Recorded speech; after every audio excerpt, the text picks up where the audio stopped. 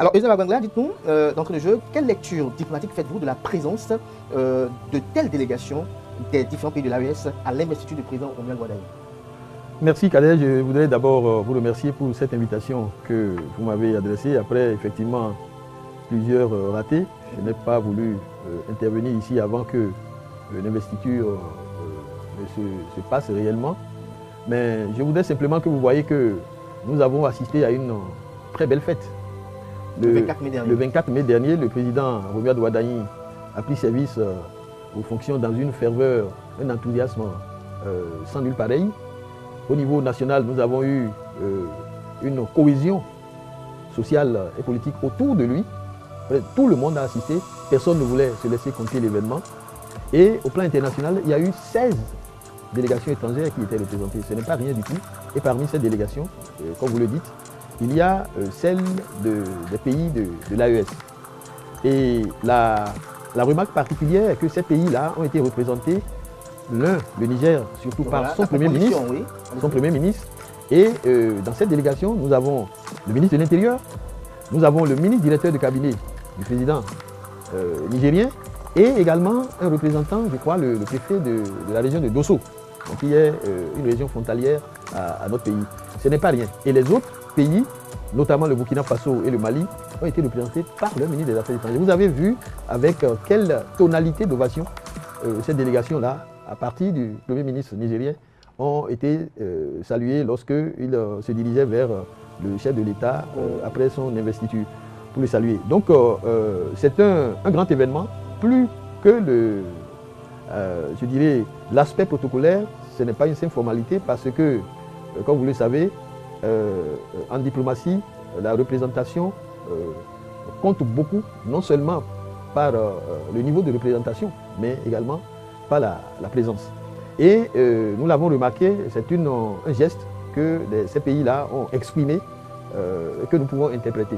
Alors, est-ce que cette forte présence, elle traduit un simple geste protocolaire ou les prémices d'un réchauffement réel des relations entre le Bénin et l'État de l'AES? D'abord, c'est un geste de reconnaissance de l'exécutif, de façon formelle.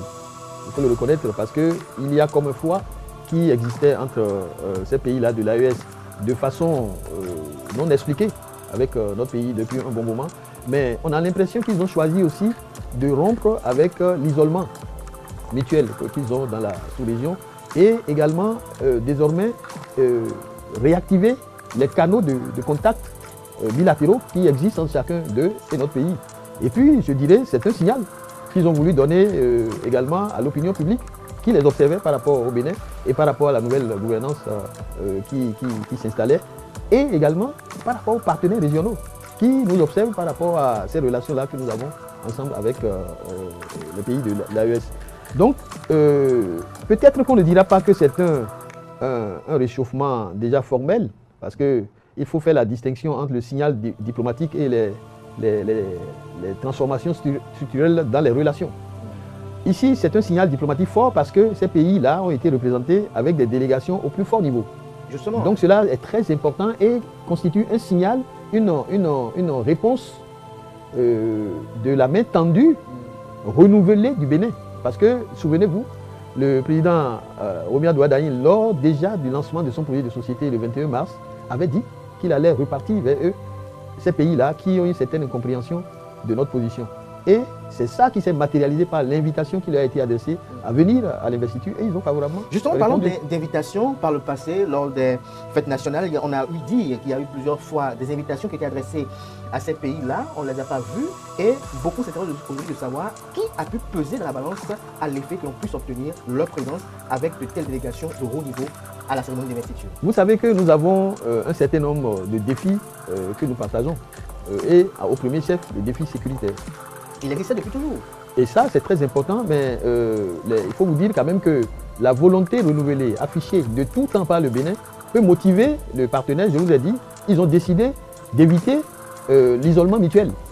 Et n'oubliez quand même pas que nous avons des intérêts partagés entre ces pays-là et notre pays. Le Niger, par exemple, la plupart de leurs importations transitent par le port de Cotonou, comme vous le savez. Et nous aussi, nous avons des intérêts parce que nos installations logistiques et commerciaux, depuis lors, peut-être connaissent un certain ralenti. Donc, on a intérêt, c'est le circuit normal, ça, cette voie-là, entre Cotonou et Niamey, entre Cotonou et Ouagadougou, entre Cotonou et Bamako. Donc, ils ont tous intérêt à avoir un apaisement dans les relations que nous avons ici. Et puis, n'oubliez pas que nous avons la diplomatie des peuples. Malgré tout, c'est les peuples qui sont en train de souffrir en réalité. Et ces peuples-là, ils n'ont jamais cessé d'avoir des activités, de collaborer de part et d'autre de nos frontières, comme vous le savez. Il y a juste qu'il y a des faits. On constate que le 24 mai dernier, on a eu des délégations de haut niveau des pays de l'AES présents à la cérémonie d'investiture. On a vu comment l'assistante a réagi lorsque le premier ministre du Niger allait saluer le président Romuald Wardani. On a vu que dans la soirée, dans la composition du nouveau gouvernement, on a vu un nom, ministre délégué à la Défense nationale, cet ambassadeur-là qui autrefois avait eu quand même des situations après des propos tenus au Niger. Est-ce que les faits peuvent être reliés, selon vous? C'est une confirmation de la volonté renouvelée du gouvernement béninois. Vous avez vu, là, vous parlez du ministre Agonkan, qui est le ministre délégué à la Défense. C'est une très bonne chose, parce que c'est cet ancien ambassadeur du Bénin auprès du Niger et des pays de l'Afrique au sud du Sahara. Il avait demandé pardon à l'époque. Qui a été nommé à ce poste important dans le gouvernement dans le cadre de la reprise de la coopération sécuritaire avec les pays de l'AES. Ce n'est pas rien du tout. C'est une manière de renouer, de reprendre langue avec ces pays-là qu'il connaît. Nous avons dans le cadre, comme je vous l'ai dit, nous avons des défis sécuritaires communs que nous partageons. Et il y a un accord de coopération qui existait entre le Niger et notre pays. Cet accord qui a été entre-temps rompu du fait de la fermeture de la frontière dans le temps. Il serait plus facile pour lui de reprendre cet accord-là et de le réactiver pour une reprise de la coopération, parce que pour lutter efficacement contre les djihadistes, ce n'est pas le silence entre voisins qui peut être efficace. Nous avons intérêt à renouer langue et c'est le cas avec la nomination de ce ministre que moi je salue en passant et dont je suis certain qu'il ne tardera pas à relancer cette coopération, à assurer un suivi conséquent de la présence que nous avons obtenue dimanche dernier des délégations de haut niveau de ces pays de l'AES qui sont venus assister à l'investiture du nouveau chef d'État chez nous. Alors, on regarde votre expérience, votre parcours emblématique que j'ai eu même à exposer tout à l'heure. Est-ce qu'on peut dire que les relations sont déjà à la norme ou au plan diplomatique, il y a encore des choses à faire, il y a encore des pas à poser par le Bénin? Ce n'est pas nécessairement par le Bénin, c'est pas nous deux. Parce que, comme je vous l'ai dit, nous avons des intérêts communs, nous avons une stratégie convergente à collaborer entre nous. Nous avons, après cette forte présence et de haut niveau les pays de l'AES ont eu, nous avons besoin maintenant de passer à une transformation structurelle des relations. C'est-à-dire qu'il faut maintenant qu'on ait des actions concrètes. C'est-à-dire, si demain nous avons la frontière à Manaville qui est ouverte, voilà, de façon concrète, la suite de leur séjour ici.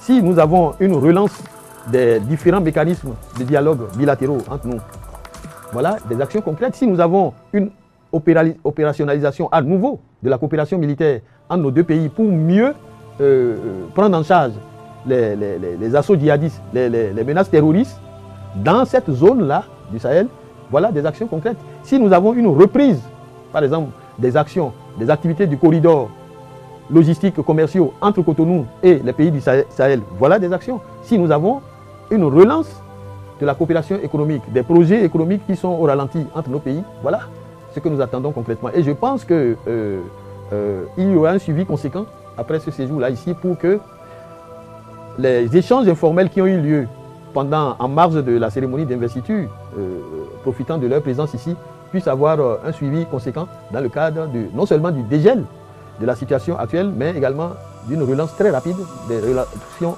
non seulement de coopération militaire, mais économique et commerciale entre ces pays-là et le nôtre. Est-ce à dire que l'approche de la diplomatie béninoise sous Romuald Wardani doit-elle être différente de celle sous Patrice Talon dans la gestion des différends avec le Mali, le Burkina Faso et le Niger? Non, le président l'a bien dit dans son discours. Notre diplomatie par rapport aux voisins doit viser la stabilité, le dialogue et le respect. C'est ce qui a été toujours fait, même sous le président Talon. Ça n'a pas changé. Je ne pense pas que cela va changer. Ce que nous souhaitons également, et le président Wardani l'a souligné également dans son discours, c'est que nous puissions travailler ensemble parce que nos défis sécuritaires sont communs pour pouvoir les éradiquer, pouvoir les prendre en charge de façon conséquente.